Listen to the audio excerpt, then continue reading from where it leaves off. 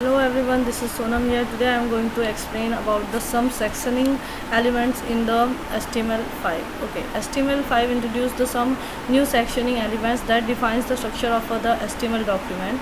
These elements are semantic tags that clearly describes their meaning to the browser as well as to the user.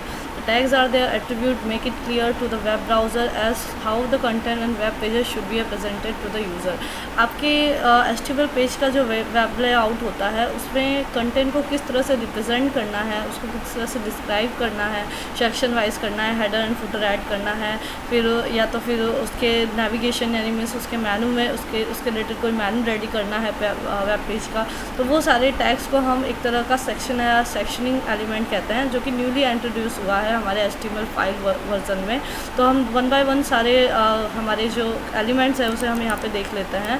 सबसे पहला हमारा element है header element. ठीक है, header element, this element contains the header of the block of content. आपके web page के सबसे opening top पर आपको जो कंटेंट लिखना होता है वो आप हेडर एलिमेंट के अंदर लिख दो। यानी वेब पेज के आप इतने सेक्शन डिवाइड कर सकते हो। वेब पेज जो आप HTML का बॉडी सेक्शन है वो इतने, पहला हेडर, जो सबसे last footer, navigation, article, section, aside, इसके अंदर इतने आप ब्लॉक्स क्रिएट करके अलग से सेक्शन वाइज कंटेंट को पुट कर सकते हो। ठीक है, एग्जांपल में आपको क्लियर इंस्ट्रक्शन मिल जाएगा, क्लियर हो जाएगा कि किस तरह से हम सेक्शन बॉडी टैग के अंदर क्रिएट कर सकते हैं। Now footer, this element contains the footer of block of the content. ठीक है, पेज के एंड में, वेब पेज के एंड में जो कंटेंट आपको देना है वो आप फुटर सेक्शन के अंदर रख सकते हो। Nav for navigation. ठीक है, this element is use to define the group of navigation link in of a web page. Web page पे आपको जितने भी लिंक आपको प्रोवाइड करने हैं वो सारे आप नेविगेशन जो एलिमेंट है उसके अंदर आप प्रोवाइड कर सकते हो। नाउ आर्टिकल, कोई आर्टिकल आपको independent article of web page बताना है तो वो अलग से हाईलाइट होता हुआ तो आप उसे आर्टिकल टैग के अंदर लिख सकते हो। नाउ सेक्शन, आपको पेज का एक सेक्शन ही डिवाइड कर देना है डिफरेंट सेक्शन में, जैसे इंट्रोडक्शन पार्ट के लिए अलग, कैटेगरी के अलग, डिटेल्स के लिए अलग, तब आप सेक्शन टैग का यूज़ कर सकते हो। Now aside element, this element is use for displaying the some content in a side bar. Side bar में अगर आपको कोई कंटेंट डिस्प्ले करना है तो आप यूज़ कर सकते हो। जैसे कि एक एग्जाम्पल है, साइड बार पैनल इन अ शॉपिंग वेबसाइट में आपको ज़्यादा से ज़्यादा देखने को मिलेगा।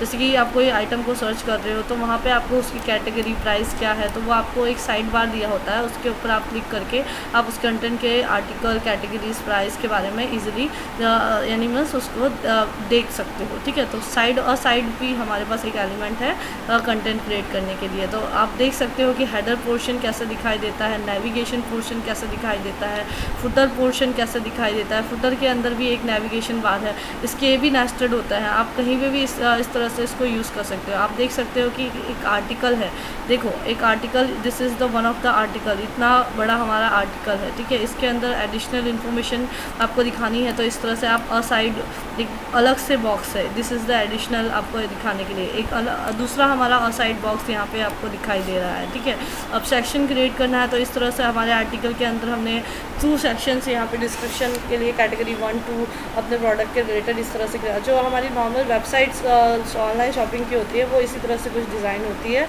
HTML5 के जो न्यूली इंट्रोड्यूस हमारे सेक्शनिंग एलिमेंट्स है उसकी मदद से। ठीक है, तो हम एग्जांपल के थ्रू समझते हैं। डॉक टाइप HTML, हमारा HTML का टाइप यहाँ पे डिफाइन किया गया है।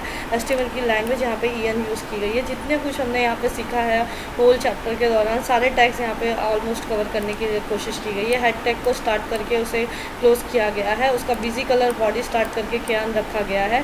फिर यहाँ पे देखो, आप देख सकते हो कि हेडर सेक्शन यहाँ पे स्टार्ट किया गया है। ठीक है, हेडर सेक्शन को स्टार्ट क्लोज करके जो हेडर आपको देनी है, सेव द अर्थ, वो यहाँ पे आपको H1 टैग के अंदर क्लोज करके उसका फॉन्ट और सेंटर अलाइनमेंट वगैरह जितने भी आपने टॉपिक सीखे हैं थ्रू आउट द चैप्टर वो सारे यहाँ पे आपको यूटिलाइज करके दिखाए गए हैं। This is the header section, see this part is a header section. Okay, then after navigation यहाँ पे यूज़ किया है। नेविगेशन को यहाँ से स्टार्ट करके आपको मैं दिखाती हूँ, navigation is closed over here. ठीक है, तो दैट इज़ द व्हाट, जितने भी लिंक्स आपको प्रोवाइड करने हैं वो हमने देखा कि आप नेविगेशन एलिमेंट के अंदर प्रोवाइड कर सकते हो। तो हमें यहाँ पे action of the that harm the environment, एक पॉल्यूशन, दूसरा है डिफॉरेस्टेशन। तो ये दोनों लिंक मुझे प्रोवाइड करनी थी, तो मैंने ओवर टैग में ऑर्डर्ड लिस्ट मुझे नंबरिंग देनी थी, तो मैंने उसके अंदर आई रोमन नंबर कैपिटल्स यूज़ करके उसको एक एंकर टैग के अंदर पॉल्यूशन को मैंने यहाँ पे इंक्लोज किया, जिससे यूज़र इसके ऊपर अगर क्लिक करेगा तो वो नेक्स्ट पेज पे रेंडर होगा या फिर हम कहें तो फॉरवर्ड होगा। उसी तरह से डिफॉरेस्टेशन को भी हमने एंकर टैग के थ्रू यहाँ पे स्पेसिफाई किया है। यहाँ पे स्लैश के साथ आपको यहाँ पे इसलिए मिल रहा है क्योंकि ये सेम फोल्डर में होगा, या फिर यहाँ पे जो भी पाथ आपको डिज़ाइन करना है उसका फुल पाथ आप यहाँ पे लिख सकते हो, ठीक है। तो आपको इस तरह से इस पर्टिकुलर पेज पे आपको वो फॉरवर्ड कर देगा। This is the hyper link, ठीक है ना। नाउ इस तरह से नेविगेशन बार को यूज़ कर सकते हो। This section is our what, हमारा ये नेविगेशन सेक्शन आया, ठीक है। उसके बाद हमारा जो सेक्शन आर्टिकल सेक्शन यहाँ पे स्टार्ट होता है, उसके अंदर हमने पॉल्यूशन के रिलेटेड एक हेडिंग यहाँ पे डाला, फिर उसके रिलेटेड हमने यहाँ पे डिस्क्रिप्शन लिखा। तो आप चाहो तो यहाँ पे आप डेफिनेशन लिस्ट भी यूज़ कर सकते थे, ठीक है। फिर उसके बाद यहाँ पे आर्टिकल को क्लोज़ किया। अगेन नया एक आर्टिकल आया डिफॉरेस्टेशन, उसके रिलेटेड यहाँ पे आपको डिस्क्रिप्शन मिला और आर्टिकल को यहाँ पे ओपन करके क्लोज़ कर दिया गया, ठीक है। तो इस तरह से आप देख सकते हो कि एक अलग सा सेक्शन आपको यहाँ पे क्या करना हुआ, आपको यहाँ पे BR टैग यूज़ करना पड़ा न्यू लाइन लिखने के लिए, नहीं।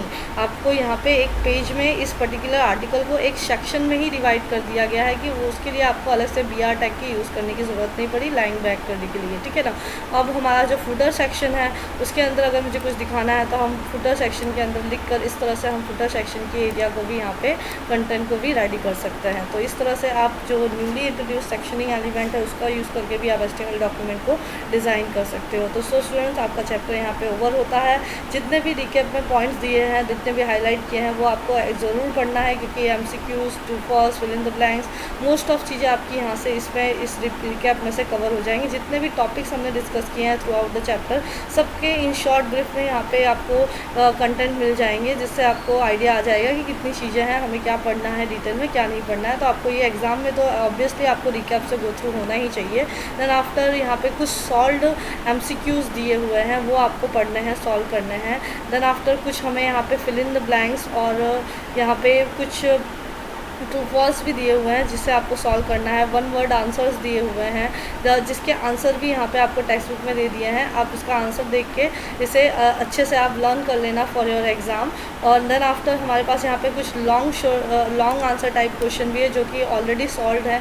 ये सब भी एग्ज़ाम के लिए आपके लिए इंपॉर्टेंट है, आपके वर्कशीट के लिए इंपॉर्टेंट है। तो आप लोग इसे अच्छे से पढ़ के आपके एग्ज़ाम की प्रिपरेशन करना है आपको।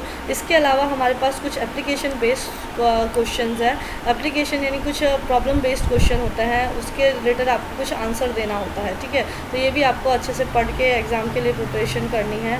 देन आफ्टर हमारे पास यहाँ पे कुछ शॉर्ट आंसर टाइप क्वेश्चन है जो कि अनसॉल्व है, जो कि CBSE बोर्ड में अगेन एंड अगेन पूछे भी गए हैं। तो ये सब क्वेश्चंस आपको देख के उसके आंसर फाइंड आउट करने हैं और कुछ उसकी प्रिपरेशन फॉर योर एग्ज़ाम आपको बहुत अच्छे से करनी है, ठीक है। तो स्टूडेंट्स ये मैं PDF फाइल आप लोगों को प्रोवाइड भी कर दूँगी यहाँ पे लिंक में, जिससे आप इजीली इन सब चीज़ों को रिवाइज कर सकते हो, ठीक है। तो अगर मेरा ये वीडियो आप लोगों को पसंद आया है तो please do like my video and subscribe my channel. Thank you for watching students.